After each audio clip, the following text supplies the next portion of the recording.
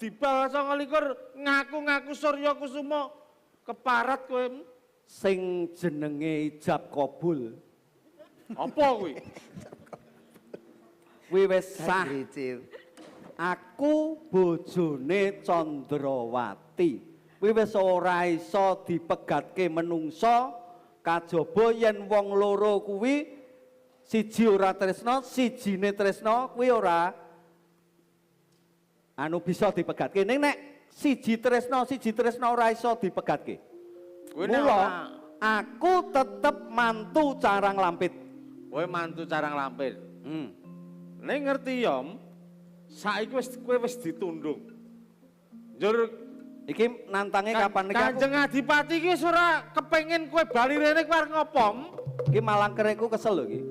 Karepmu piye? Perjurit semene kae lho. Apa nek mung mungsuh perjurit kuwi reka wedi? Antem nengen endo nengen aku. Lho malah keneng no. Diantem nengen endo nengen ajur raimu. Anu kualik. Antem tengen endo ngiwa. Ngono. Saiki kowe kepengin janji ora keroyokan. Keroyokan. Nek keroyokan aku mundur. Mundur kowe. Mundur golek nggon sing ngombo. Ayo maju siji-siji. Urut pangkat sing cendhek. Urut pangkat sing cendhek. Prajurit.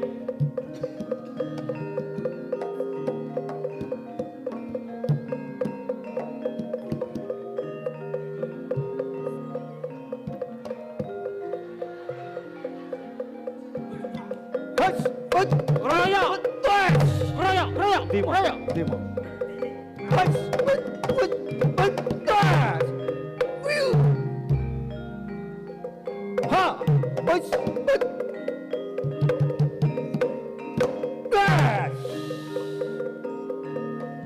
Ayo. Ki patihe. Lah kaya apa kan? Urek ngapusi.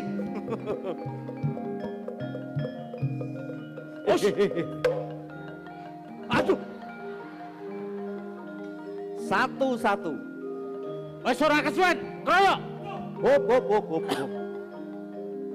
Aku ki duwe senjata anyar.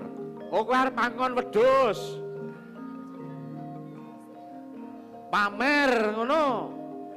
Wedhusmu akeh. Ayo, sapa sing kepengin kelaran? Wes ora wedi, keroyok bareng. Ayo,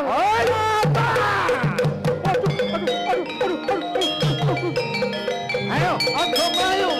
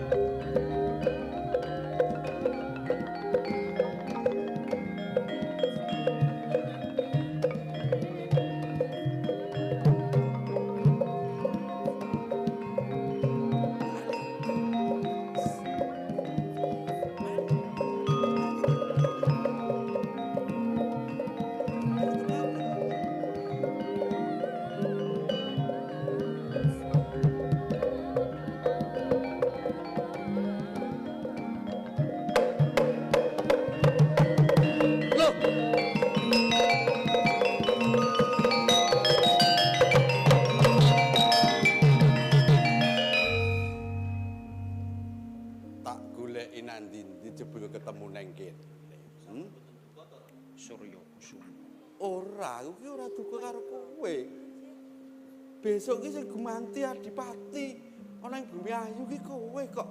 Inggih, menawi ngaturaken ageng panuwun dene Rama sampun boten duka kalian kula.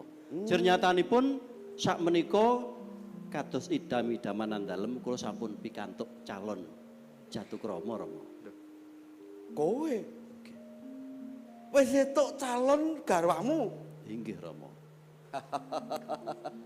Sakit Rama. Iya.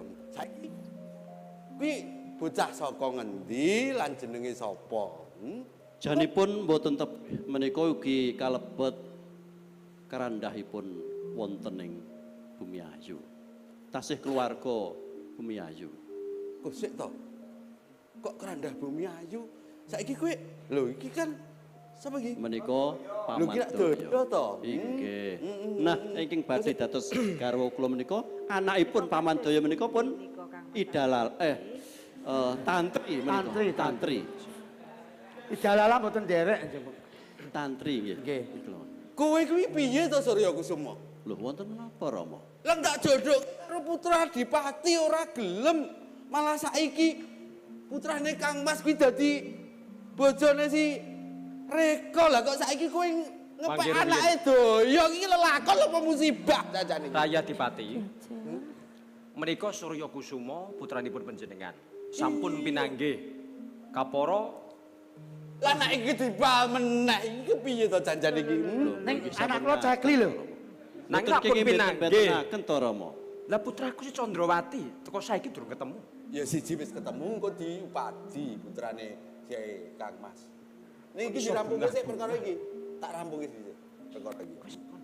Nggih Rama, mbok nggih sampun bentenaken to. Nadyanto abdi menika menawi gegayutan kalian katresnan menika mboten Lah dados ning para kawula ing Bumi Ayu terus kepian Pangeran Surya Kusuma entuk tantri anake daya abdine lak ya kewirangan Nggih to. mengke anu dikandhake Mangke lajeng anake bupati. jumbuh kalian menika.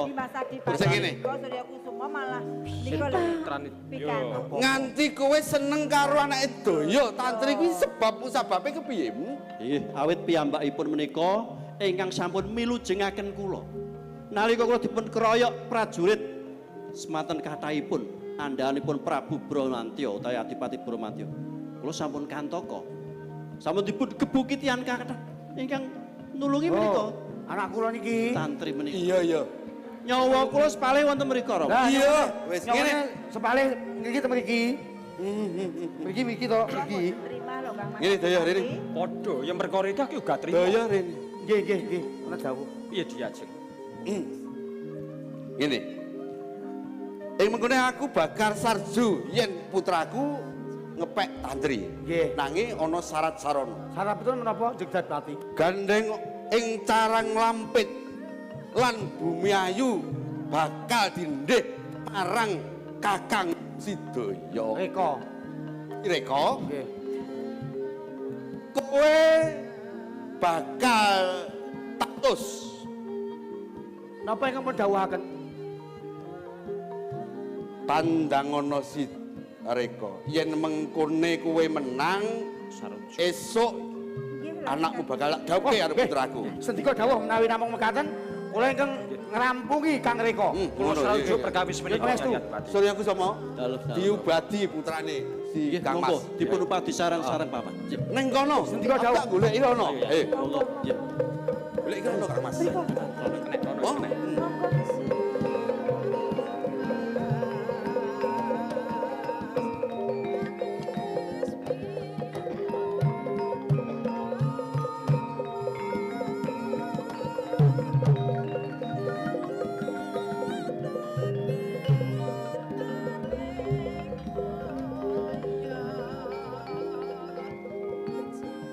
Kang Reka. Kowe nang ndi?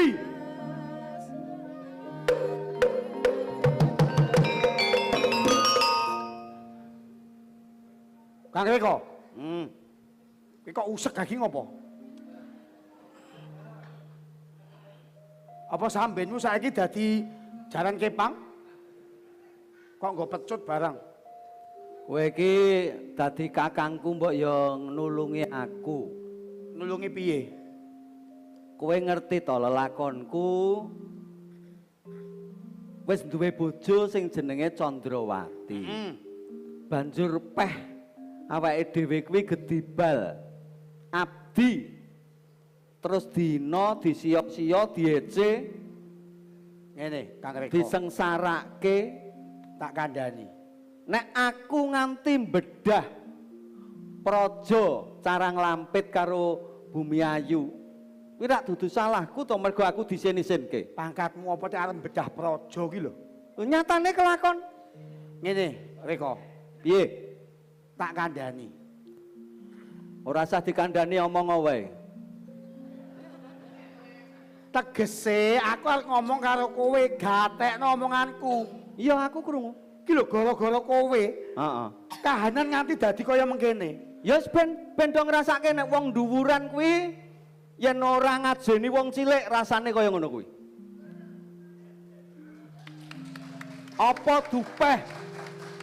Apa dupeh wong cilik kuwi ora ndek nyawa? Wong cilik kuwi ya ndek nyawa, duwe harga diri, duwe derajat.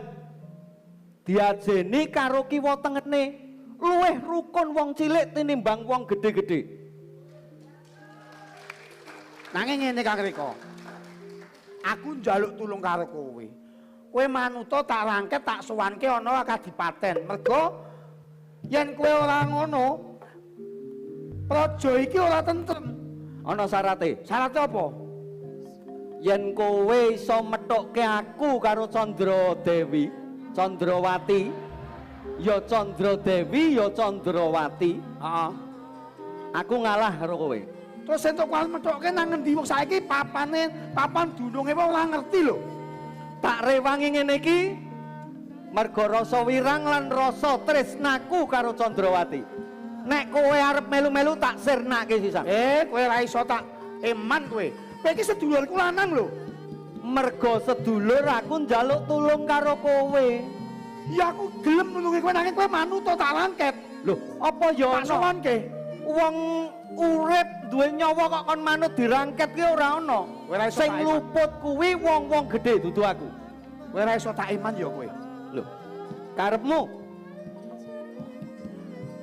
Praja iki ben tentrem ki ayo kowe tak manut aku wae tak sowanke.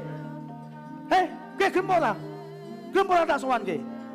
iya ning aja galak-galak. Nesu tenan aku.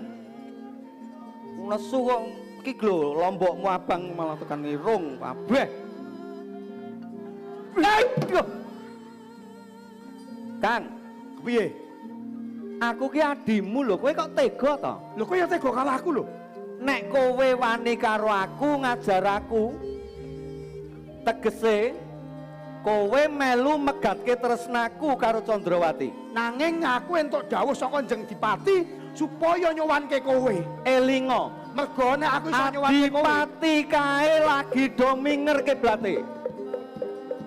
Yen kowe ngerangket aku, tegese kowe ngewangi wong luput.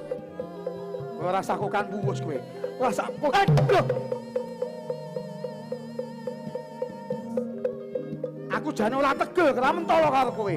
Ya, nek kowe tegel karo aku kan, Arep ngopo kowe? sik malah bundet iki lho. Kowe ngerti iki kan? Pecut. Jenenge pecut apa mau ya? Pecut saka waduh lali jenenge iki kok mandi apa ora iki? Mati Wis pokoke pecut. Nek kowe iso nampani pecut iki, aku ngalah karo kowe.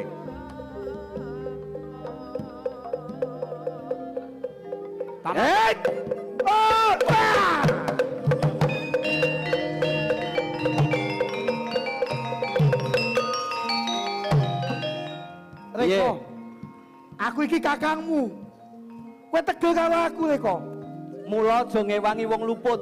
Aku ora ngewangi wong luput nanging yen aku iso nyowanke kowe, anakku iso dadi mantune Njeng Dipati. Anakmu, Oh iya, tantri bakal dipundhut darma kan Kanjeng Pangeran Surya Kusuma. Ya wis. Ngene Kang, ngene. Ya, nek merga dudu anakmu, ya mbok menawa tresna ki pancen kaya ngene iki abote. Ya, aku ngalah karo kowe. Wis. Aku ngalah, tak rewangi ngalah. Kudune mon.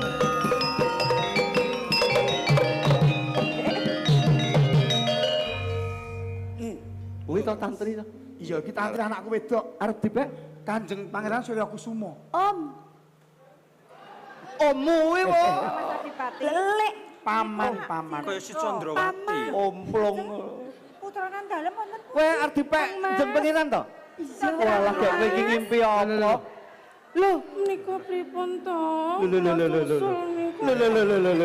Paman niku lek kula kesusul mboten. lho. Kula tinggal. Sampean ngimpi apa genti? Ngimpi ketiban kijing. Kowe neng ndi to Dimas? Lah panjenengan menika lek sing kula padosi jenengan ten pundi? Aku neng RRI. Oh lah nggih sami. Mau Condrowati, dilirik wong akeh aku. Mriki mawon. Condrowati. Kono wis kene Kok pinter sing goleki kok. kene Kok wis malah mlayu terus. Gusti Putri Condrowati. Kajenge. Sampun. Kono rada ado kono rada kono ae, rada kono. Oh, Ah, kono. Do lungguh kono. Wis. Condrowati. Pun Mriki kajenge. mawon. wis kene wae, kene. Ah, Mbok menawi sampun mboten saged pun wis bisa. ora usah ngurusi wong Gusti gedhe-gedhe. Gusti Gusti. Surya Kusuma wis ben. Kae men lungguh ning kono. Wis ben. Mesakaken Rama. Menika abdi kula lho Paman Reka menika. Lah, Menawi malah wonten Lho geguyon. bapakmu wae ora goleki kok. Ora goleki kepiye? Paman Kula niku Reka. mboten Kene. kula pun mboten diam. Paman ayo kene. Nun nun Nyawiji kene. nun. Ampun ngageti kula. Aku ki meh kejlungan tenan kok. Reko. Timbul Nggih, aku nggih, menawa nggih. iki sedadi. Sing goleki Kanjeng Rama, Garis nek kok piye to kuwi? Nggih. Menawi pancen kados pekaten Kang Mas. Ayo mlayu. Kuwi bojoku kok mbok keplok. Iki Nggih. Panjenenganipun nika mboten saged pun pisahaken. Nek perkara kuwi aku ngerti. Nadyan to kula menika kalah dhuwur ning kula tetep tresna kula luwih dhuwur. Lah Ya. ya mesti wae wong putraku Sulistyo ing Ah, kaya ngono. Kang Mas, kok. ngaten. Kados pundi malih. Lelampan menika kedah ngaten sampun kodratipun, dados judunipun antawisipun putra kula Pangeran Surya Kusuma menika remen dateng Tantri. tantri. Bakal dedaupan kalih Putranipun tantri. Yoga Boyo. kula. Lajeng putra sampeyan Condrowati, pun dados garwanipun pun Reka. Dipun pengestoni nggih Rama. Mbok menawi ngaten Rama. Kepiye nggih? Menawi mboten dipun pengestoni, kula tak minggat wong loro. mengko dhisik. Wis Nadyan to abot, Nggih. bakal tak pengestoni bagune si Condrowati tresno lahir Nah, batin. dipun dangu. Tresno mboten. Nggih Condrowati. Iki Wis ngopo to, Ki? mantep tenan tresno. Wis dadi garwane kok Lah, kok tak tresno ditari kula meneh kepiye? Lah, ngaten menika lak tegesipun tresna menika mboten mandang pangkat derajat, mboten iya. mandang bondo donya. Aku ya ora nyawang ngono. Lah. Nyatane aku lega lila yen putraku iki putra Adipati dadi ngepek anakmu. Nggih. Kanjeng Adipati Carang Lampit ugi lila to menawi Kang Wis tak Putra. ilani. Terus kepiye nggih? Nggih ngaten Rama. Pundraning perkawis menika estunipun dumunung wonten ing Surya Kusuma. Kula ngremaosi nanging sanadyan tumindak kula ngaten menika kala wau nuwuhaken katresnan ingkang ngaten menika Ngangkat sae. derajate. Inggih, menika mbok menawi kang dipun wastani kridaning ati tan bisa mbedah kutaing pasti, budidayaning manusa tan bangkit ngungkuli kang kawasa. Nggih ngaten menika kang dipun wastani Wingko wingko katon katon condro.